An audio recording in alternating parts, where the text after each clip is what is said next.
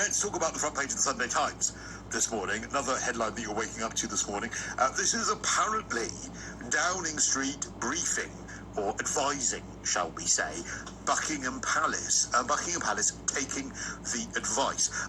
It depends on the language that you believe, because there was talk yesterday that there was an order given to Buckingham Palace. The Sunday Times making it a little more gentle.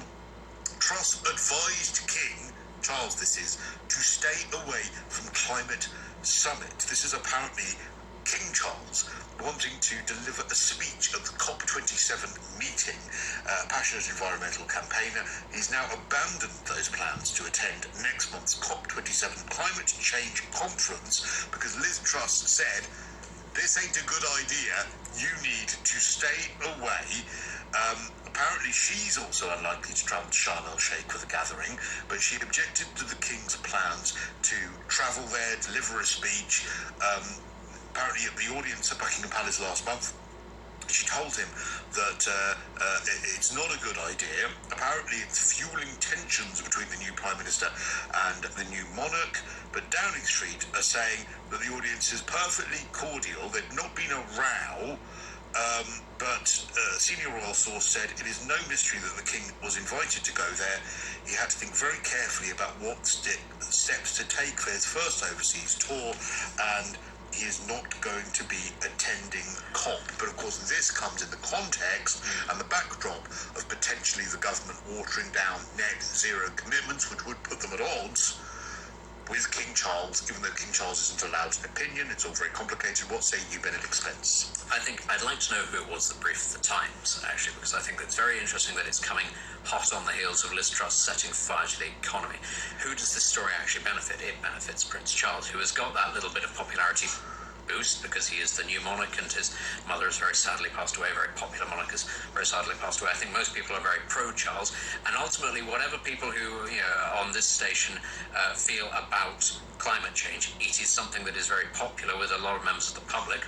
Environmentalism is very popular. If you want to take away the net zero stuff, just the idea of Britain being a green and pleasant land is very popular with the public.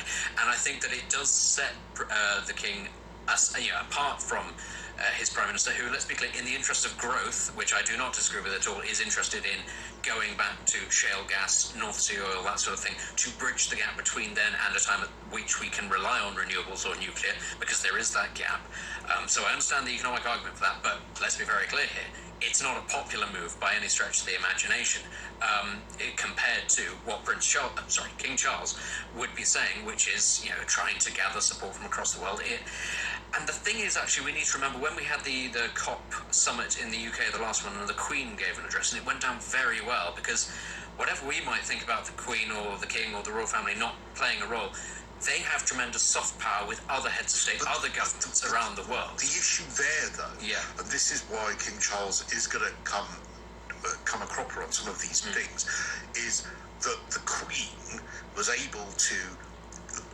I think you're absolutely right. I think everyone wants a nicer environment, cleaner air, cleaner water, and if we can get rid of waste, get rid of some of the carbon, it's a good thing. No one would say that's not a good thing. Where the politics comes in is the means by which we get there. That is where there are huge bones of contention, whether we're taxed to beyond belief and whether our bills go up to get there, and all those things. Those are the political parts of these things.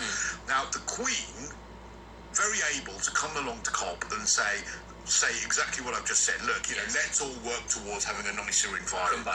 Kumbaya, wonderful. And everyone says the Queen's brilliant. Look how she's united everyone. Because we know so much about what Charles thinks about it already, when he does a speech like that, we all say, well, hang on, you are in favour of the political means that would get us there, so therefore you're interfering in politics. So he has got more of a tightrope than Queen Elizabeth ever had. Yeah, he does. But I think it is actually a missed opportunity. Actually, I think rather than just saying blanket, no, you shouldn't go, I think it's an opportunity for there to be some conciliation between Number 10 and the palace. Because let's be clear, whatever he was going to say, number 10 was going to have a say in that speech. They were going to have a look at it. They were going to say whether or not yes or no.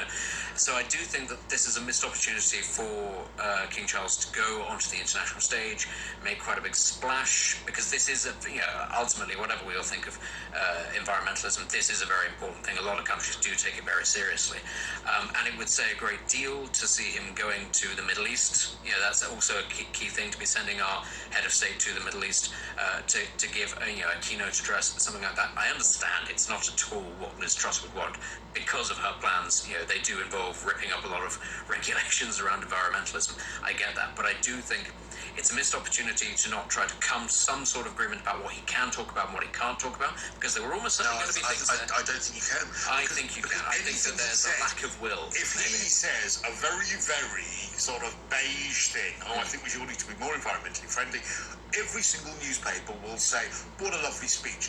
Charles previously said X, Y, Z, and will list all the things he's previously said. It will dredge all of that up, and therefore it undermines him now as sovereign. But this is the thing, we already know this about him. It's not new. But let's not dredge it up. It's not. It doesn't. It's going to get dredged up, and his existence is going to dredge this up fairly regularly. Whenever an environmental policy is thought up by the government or the opposition, that is always going to be one of the first things that people think of. Will he shut up about things? That's the problem. He's made a rod for his own back. He has. A black thread.